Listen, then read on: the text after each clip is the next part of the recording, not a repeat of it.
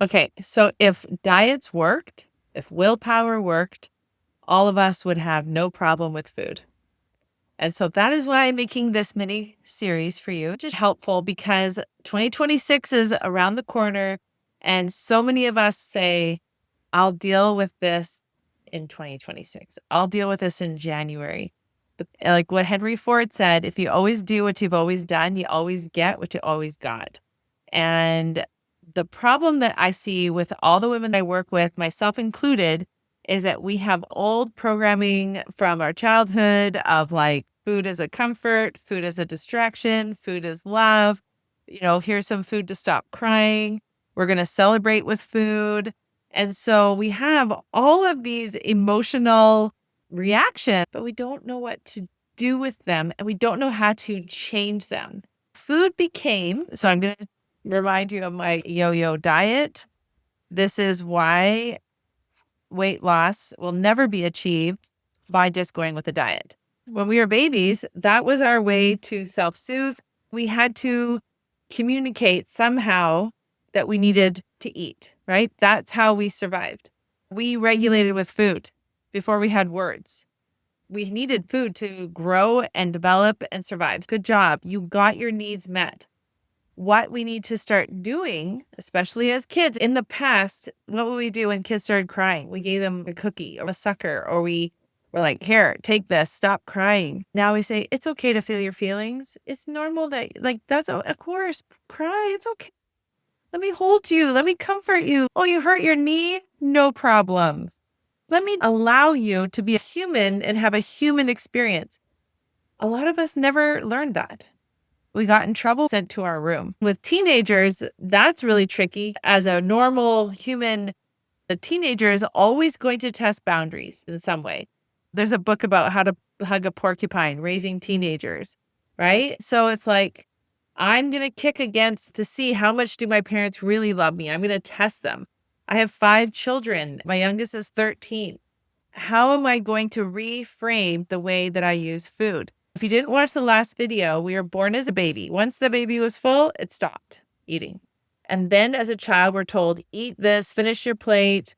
Children are starving in other places, and our DNA, we pass that down from one generation to the other. My parents were born in 1943. My grandparents were born in 1913 during World War I. My parents were born near the end of World War II, where there was like scarcity. My grandfather had 11 sections of land. He had to provide food for the country.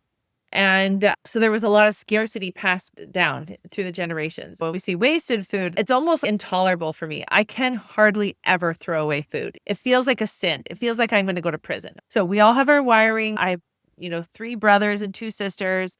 We finished all the food. I was the worst. I actually finished my siblings' plates. My siblings love to remind me that I was the Hoover. Like I was the vacuum cleaner. I finished everyone's plates. There was just so much fear around not having enough. We say, well, heck with you. I'm going to eat whatever you want. But then we can't fight science. And so, we have extra storage and the scale goes crazy. And we think, well, I don't want to weigh this much. I don't want to have to carry around all this extra weight.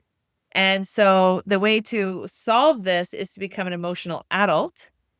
But what happens is we think, I'm scared of this number. And so we go back to the rules. And that's what diets are. Okay. And I got to follow the rules. I'm not going to trust myself. I'm not going to be with myself. That's why I want to help you. January removes the coping tool and we call it discipline. What I want to teach you inside my 30-day reset, which is a very special pricing, is I help you with these 5 pillars. In this process, you're going to get this book, and every day we are going to learn one of these pillars. It's a 5-minute video daily, just like drops in a bucket. Eventually, it'll fill up. We're not going to overwhelm. We're actually going to learn how to use brain science. We're going to learn how to use our nervous system to regulate our nervous system. And we're going to figure this out. Okay. I'm here to help you. I am a life coach who has lost 55 pounds and kept that off all through perimenopause and menopause without counting calories, without tracking steps. And I have helped hundreds, if not thousands of women go through the emotional and the scientifical, keep it very simple, emotional tools to start creating the life that you really want. So the more that you enjoy your life, the more that you feel fulfilled, the less you have to turn to food. Why does food feel emotions?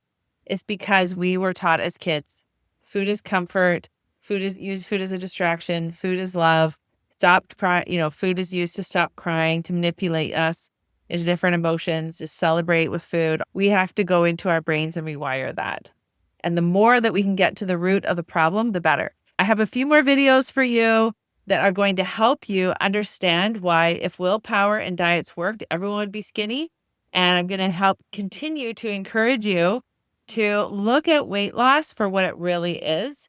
It's not because you aren't smart enough. You know what you should eat. It's the follow through and learning how to rewire your brain and how to understand how your nervous system is like setting you up and how our fear brain is so loud. When you get all of that put together, weight loss isn't inevitable.